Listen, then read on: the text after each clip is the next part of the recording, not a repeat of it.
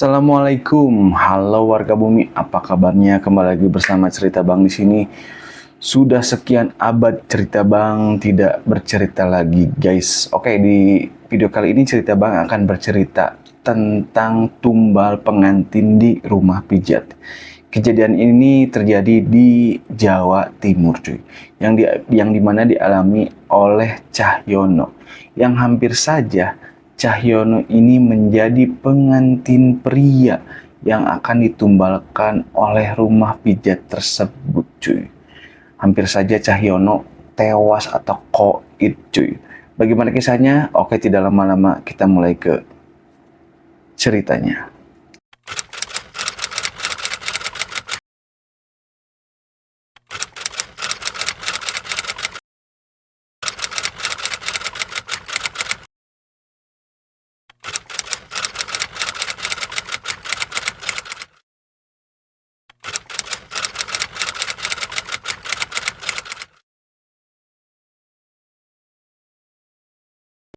Nah, jadi Cahyono ini baru lulus sekolah juga, cuy. Dia ini lulus sekolah ya fresh graduate gitu bahasa sekarangnya mah gitu ya. Nah, si Cahyono ini kerja di rumah pijat. Yang dimana rumah pijat ini pijatnya ya ada yang plus-plus juga lah gitu. Daripada dia nggak kerja, ya nggak apa-apalah kerja di situ dulu karena ya memang cari kerja susah gitu kan, cuy ya. Nah, si Cahyono ini ngekos di dekat rumah pijat tersebut, cuy. Yang dimana jaraknya nggak terlalu jauh lah dari kosan Cahyono ke tempat kerjanya Cahyono ini di rumah pijat tersebut. Ya, kurang lebih berjarak 500 meter. Dan Cahyono ini aslinya adalah orang Jawa Barat, cuy. Tapi namanya nama Jawa ya. Jadi orang tuanya ngerantau ke Jawa Barat. Jadi orang tuanya ngerantau ke Jawa Barat, si Cahyono ini kerja ngerantau ke Jawa Timur. Gimana ya, jadi pusing. Oke, lanjut, cuy. Nah, setelah itu Cahyono kerja di sana enjoy aja sih, happy aja. Karena kerjaan Cahyono bagian cleaning, bersih gitu kan, cuy. Ya nggak capek juga lah kerja di sana karena memang tempat pijatnya nggak terlalu luas gitu. Jadi Cahyono ini kerjanya ini dari pagi sampai sore. Yang dimana pagi hari itu lumayan tuh kerjaan Cahyono agak banyak. Ya karena harus beres-beres di pagi harinya. Ya karena juga di malam harinya itu tempat pijat itu kan ramai, cuy. Jadi berantakan. Nah, Cahyono ini harus membersihkan area-area kamar-kamar yang ada di sana, cuy. Sebenarnya di tempat pijit itu juga disediakan mes, yang dimana mes tersebut ada di lantai bawah. Jadi si tempat pijit ini ada 3 lantai, cuy. Mes untuk laki-laki ada di lantai bawah, mes untuk perempuan ada di lantai atas. Jadi di lantai 2-nya itu dipakai untuk tempat pijat-pijat. Jadi si Cahyono ini kerja di sana itu nggak ada hal yang aneh sih, cuy. Tapi setelah beberapa bulan kerja di sana, Cahyono ini merasakan ada hal yang aneh, cuy. Hal yang aneh ini adalah ketika Neng Lisa, si Neng Lisa ini primadona di sana gitu kan, cuy. Yang dimana cantik, cakep lah. Neng Lisa ini orangnya baik, ramah, someah gitu kan, cuy. Kalau bahasa kitanya apa ya? Murah senyum gitu bahasa Indonesianya. Kalau bahasa Sundanya someah. Nah, Neng Lisa ini suka menyapa Cahyono, suka ngobrol sama Cahyono gitu kan. Dan suatu ketika si Neng Lisa ini berbeda, cuy. Dalam artian jadi jutek, jadi judes gitu kan, cuy.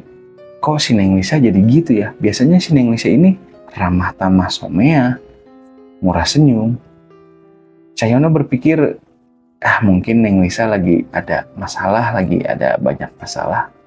Udahlah, Neng Lisa mengabaikan hal tersebut, cuy.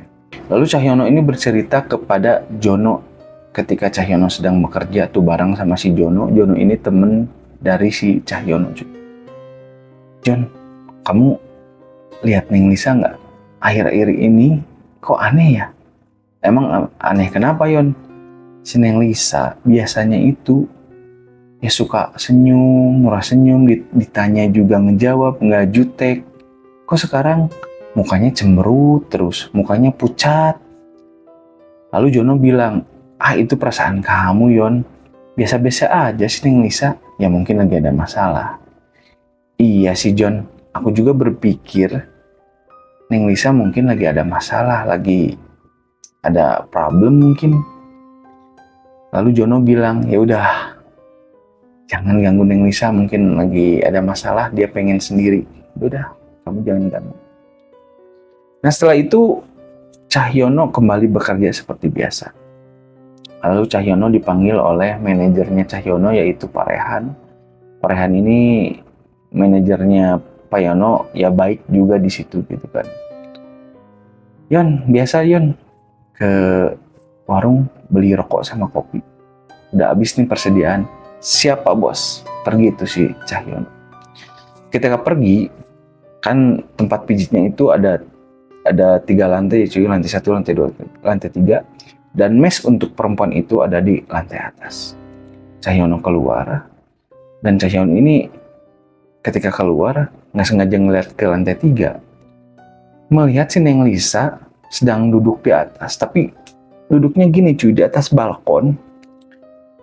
Jadi duduk di atas balkon, kakinya sambil, gimana ya ngebayanginnya. Pokoknya duduk di atas balkon, si Cahyono ini kaget. Nah, kenapa si Neng Lisa duduk di sana? Emang gak takut jatuh?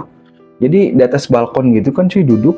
Ya kalau kepleset dikit gitu kan duduknya jatuh kepleset, ya udah tuh bisa mati ke bawah. Si Cahyono ini pengen neriakin Neng Lisa, pengen nenggur Neng Lisa, tapi biarin, bodo amat, mungkin lagi ada masalah, dia lagi stres gitu kan. Udah tuh pergi si Cahyono ke warung. Balik lagi, ketika balik lagi, karena penasaran nih si Cahyono ini cuy, penasaran. Ya udah deh dia ke lantai 3. Ketika ke lantai 3, nggak ada tuh si Neng Lisa di sana. Lalu nanya tuh si Cahyono ini ke si Jono, Jon, kamu lihat Neng Lisa nggak?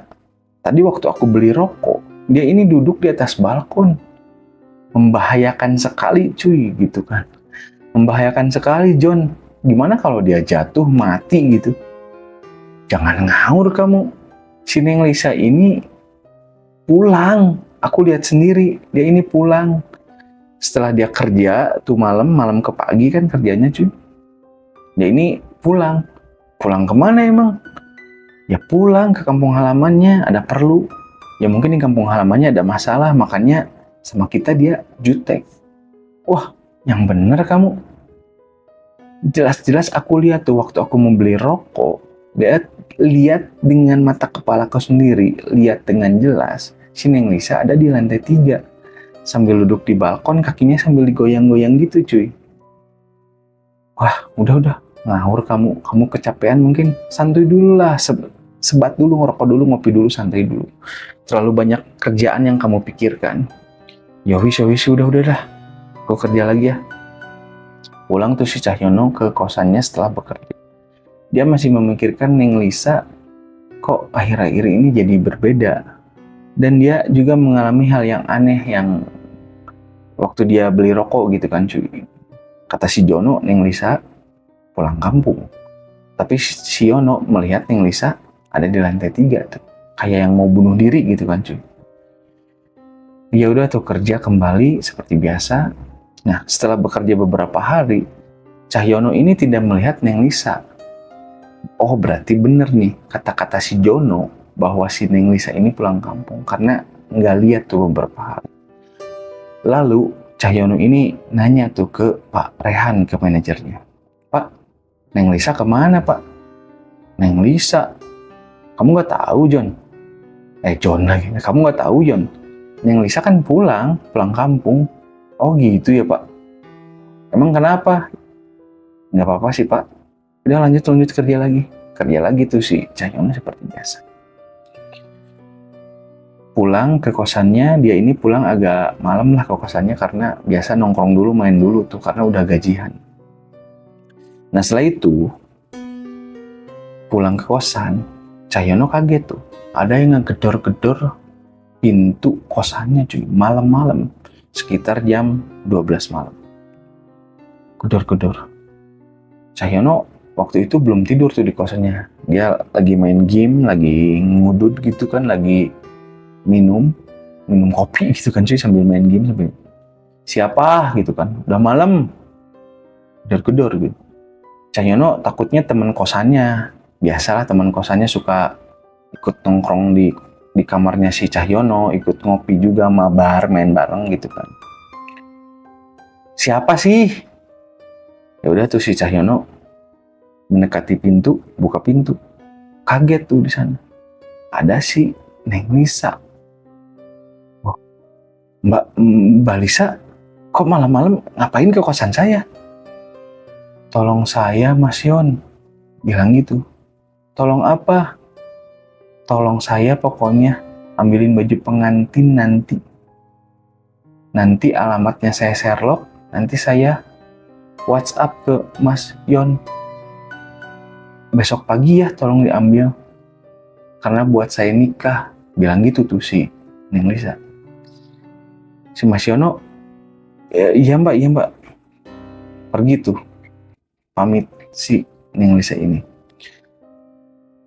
Si Mas Yono ini nggak habis pikir gitu kan cuy. Nggak habis pikir. Beberapa hari Neng Lisa jutek ke si Yono, tiba-tiba minta tolong gitu kan. Dan ekspresi minta tolongnya di muka datar dengan pucat seperti mayit mukanya gitu kan cuy, pucat gitu. Lah, si Yono ini ya karena orangnya baik gitu kan cuy, Neng Lisa juga orangnya baik. Ya udah tuh, Yono ini akan membantu Neng Lisa mengambil baju pengantin Neng Lisa di keesokan hari. Setelah itu dapat WhatsApp tuh si Yono ini dari Neng Lisa, Sherlock lokasi alamat untuk mengambil baju pengantin. Datang ke alamat tersebut. Setelah datang ke alamat tersebut, alangkah kagetnya si Yono ini cuy. Kaget karena baju pengantin yang akan diamanahi oleh si Neng Lisa untuk diambil, ternyata udah ada yang mengambil. Si Yono ini bertanya kepada butik tempat baju pengantin Neng Lisa itu. Bu, siapa yang ngambil? Ada kok yang ngambil. Pagi-pagi banget. Jam berapa bu? Sekitar jam 7-an lah. Ibu belum buka, dia udah gedor-gedor ngambil baju pengantin tersebut. Katanya dibutuhkan segera buat dipakai untuk nikah. Tapi baju tersebut atas nama Neng Lisa kan bu? Betul, Neng Lisa. Iya. Gimana sih bu? Orangnya, ciri-cirinya yang ngambil baju tersebut. Yono nanya seperti itu karena Yono takut gitu kan. Karena dia disuruh oleh Neng Lisa, diamanahi oleh Neng Lisa untuk mengambil pakaian tersebut. Tapi pakaian tersebut nggak ada, udah diambil oleh orang lain. Dan si Yono ini takut cuy. Takut karena nanti takut dia disalahkan gitu kan. Bajunya takut hilang atau gimana. Ciri-cirinya seperti ini. Loh kok ciri-cirinya mirip sama si Jono sih ya? Ya udah deh pulang tuh. Ketika pulang, kaget lagi tuh cuy kedua kalinya si Yono. Melihat kecelakaan, tidak jauh dari butik tersebut, ada orang kecelakaan. Dan si Yono ini melihat motor, kayaknya kenal tuh motor. Itu adalah motor si Jono cuy, temennya Yono. Jadi pasapahilinya, Yono, Jono, beda Y sama J. Nggak apa-apa lah, kalian pusing juga.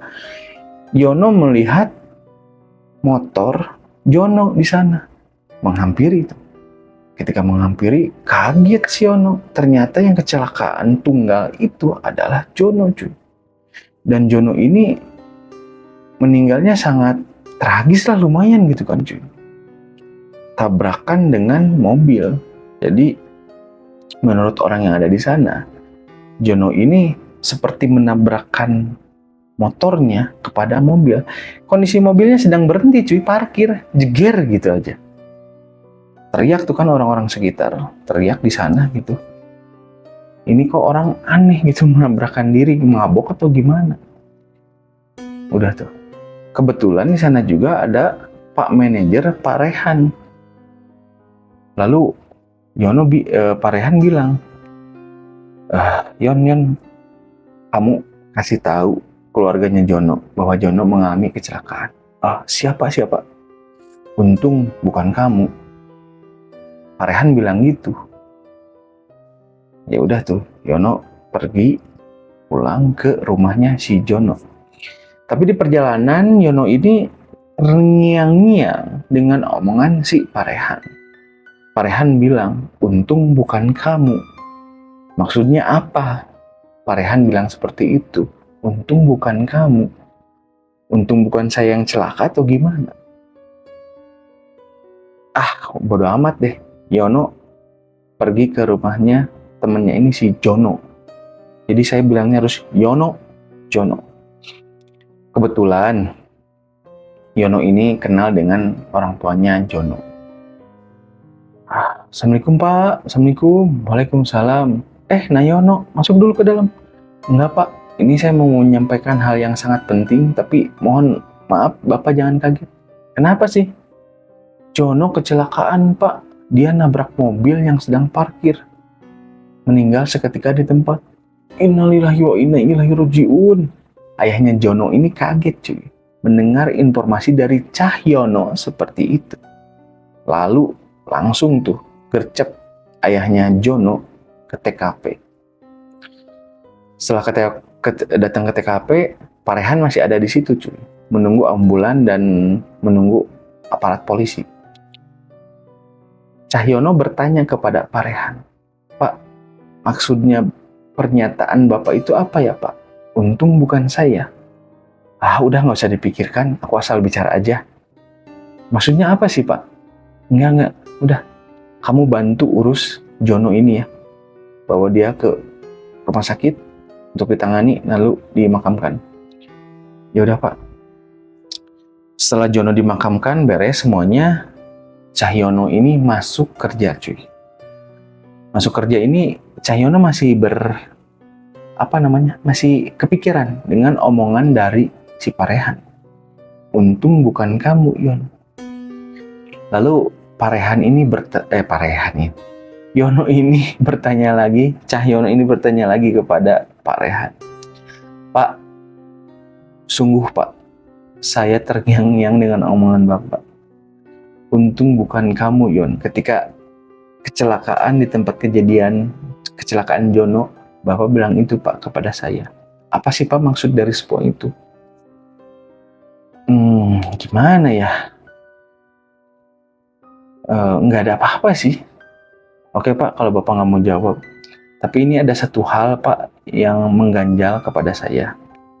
Malam-malam Neng Lisa ini datang ke rumah saya Pak.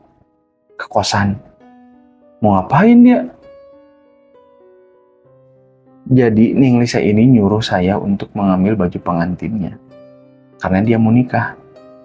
Ternyata baju pengantin itulah udah diambil oleh Jono. Dan setelah Jono mengambil baju pengantin Neng Lisa tersebut, Jono ini meninggal Pak. Oke lah, kita ngobrol di belakang. Nah, si Pak Rehan ini menjelaskan apa yang sebenarnya terjadi cuy. Baik Yon, waktu di tempat TKP, tempat kejadian, tempat Jono kecelakaan, saya bilang, untung bukan kamu. Kamu tahu nggak, sebenarnya Neng Lisa ini sudah meninggal 3 hari yang lalu. Wah, masa sih Pak? Nih Pak, lihat. Ada WA dari Neng Lisa. Neng Lisa pun nge-share lokasi dia. Neng Lisa ini nge-share lokasinya, WhatsApp ke saya, memberi pesan ke saya untuk mengambil baju pengantin tersebut. Kamu tahu juga nggak? Ternyata Jono ini suka dengan Neng Lisa, ngedeketin terus Neng Lisa. Jadi Jono ini sama didatangi oleh Neng Lisa. Menurut keterangan dari orang tuanya Jono, ada wanita malam-malam datang ke Jono. Dan nggak sengaja tuh, ayahnya Jono ini mendengar percakapan antara Jono dan Neng Lisa untuk mengambil baju pengantin tersebut. Jadi intinya gini cuy. Si Parehan ini bilang ke Yono, Neng Lisa ini datang ke Jono, nyuruh Jono untuk mengambil baju pengantin Neng Lisa. Ya karena Jono ini jatuh cinta dan cinta dengan Neng Lisa, mau aja tuh disuruh seperti itu. Dan Neng Lisa juga datang ke Cahyono, menyuruh Cahyono untuk mengambil baju pengantin tersebut. Tapi nasib sial dialami oleh Jono, karena Jono yang duluan mengambil baju pengantin tersebut. Maksud Bapak apa sih Pak? Saya pusing Pak. Jadi sebenarnya gini Yon. Yang memiliki rumah pijat ini bukan saya, tapi Pak Virgo. Pak Virgo ini melakukan hal-hal ritual pesugihan cuy. Jadi si Pak Virgo ini melakukan hal-hal pesugihan, di mana pesugihan ini adalah tumbal pengantin rumah pijat. Yang dimana pasti ada saja yang ditumbalkan tiap tahunnya untuk kelancaran bisnisnya si Pak Virgo ini. Dan pesugihan atau tumbal pengantin rumah pijat ini harus ada dua, pengantin perempuan dan pengantin laki-laki. Untung waktu itu ketika kamu ingin mengambil baju pengantin tersebut, kamu keduluan sama si Jono dan akhirnya Jono yang celaka.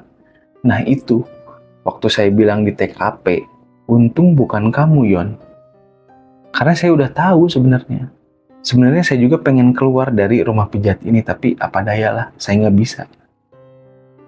Kalau saya keluar saya takut celaka diri saya. Parehan menceritakan semuanya itu kepada si Cahyono cuy.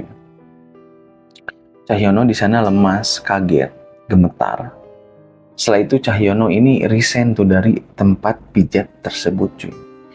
Yang dimana Cahyono tidak menyangka di rumah pijat yang adem ayem, ramai pengunjung, ternyata ada hal gaib, ada hal yang memang di luar akal pikiran manusia yang dilakukan oleh pemilik rumah pijat tersebut.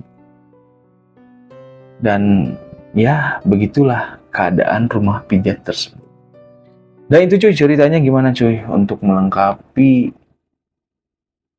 cerita kalian, untuk melengkapi hari-hari kalian dengan cerita ini.